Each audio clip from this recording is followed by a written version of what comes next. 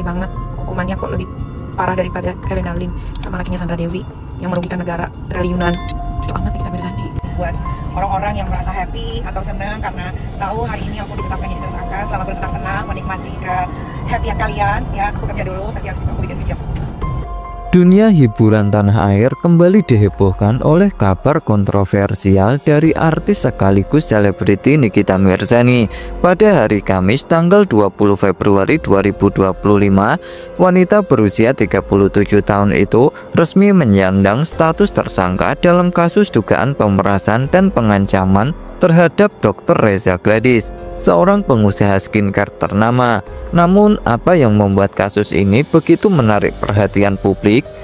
Kasus ini bermula saat Reza Gladys melaporkan Nikita Mirzani ke Polda Metro Jaya pada awal Desember 2024. Menurut laporan tersebut, Dr. Reza merasa diancam oleh Nikita Mirzani melalui seseorang yang diduga asistennya. Ancaman itu terjadi setelah Dr. Reza mencoba menjalin komunikasi untuk bersilaturahmi pada pertengahan November 2024. Namun situasi berubah drastis ketika Dr. Reza mengaku merasa terintimidasi dan akhirnya mengirimkan uang sebesar 4 miliar kepada Nikita Mirzani.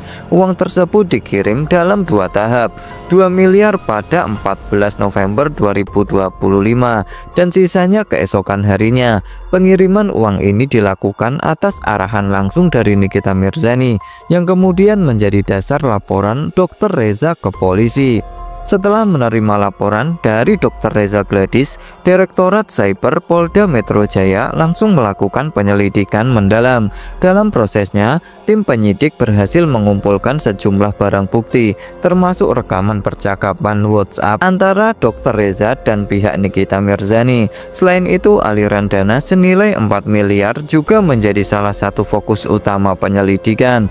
Pada tahap awal, penyidik memeriksa 10 saksi, termasuk beberapa orang dekat Nikita Mirzani. Setelah melalui serangkaian pemeriksaan intensif, Nikita Mirzani akhirnya dipanggil untuk dimintai keterangan. Dalam sesi pemeriksaan yang berlangsung selama 12 jam, ibu 3 anak ini menjawab sebanyak 58 pertanyaan dari penyidik. Hasil pemeriksaan tersebut membuat penyidik yakin bahwa ada cukup bukti untuk menetapkan Nikita Mirzani sebagai tersangka. Kabid Humas Polda Metro Jaya, Kombes Ade Aris Syam Indradi, menyatakan bahwa penetapan tersangka ini dilakukan berdasarkan hasil analisis data dan fakta yang ditemukan selama proses penyelidikan. Atas kasus ini, Nikita Mirzani dijerat dengan sejumlah pasal berlapis. Pertama, dirinya dikenakan pasal 27B ayat 2 dan pasal 45 ayat 10 Undang-Undang ITE dengan ancaman maksimal 6 tahun penjara. Kedua, dirinya juga dijerat dengan pasal 368 KUHP tentang pengancaman yang membawa ancaman hukuman 9 tahun penjara. Tidak hanya itu, Nikita Mirzani juga harus menghadapi tuduhan tindak pidana pencucian uang atau TPPU berdasarkan pasal 3, pasal 4, dan pasal 5 Undang-Undang TPPU. Jika terbukti bersalah, dirinya bisa dihukum hingga 20 tahun penjara.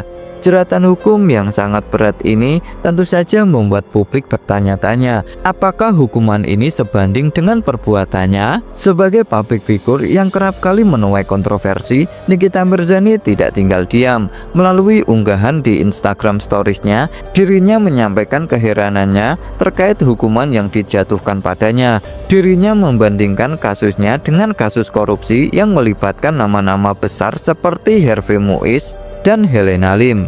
Yang ngeri banget, hukumannya kok lebih parah daripada Helena Lim sama lakinya Sandra Dewi yang merugikan negara triliunan. Cocok amat Nikita Mirzani. Pernyataan ini sontak memicu perdebatan di kalangan warganet. Di satu sisi, banyak yang mendukung Nikita Mirzani karena merasa hukuman yang dijatuhkan terlalu berat dibandingkan kasus-kasus korupsi besar lainnya.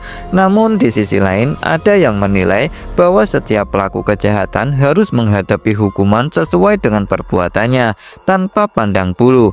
Kasus Nikita Mirzani ini tidak hanya menjadi sorotan karena melibatkan seorang selebriti populer, tetapi juga karena menyinggung isu keadilan hukum di Indonesia. Banyak pihak mempertanyakan apakah sistem hukum di negara ini benar-benar adil atau justru masih tebang pilih?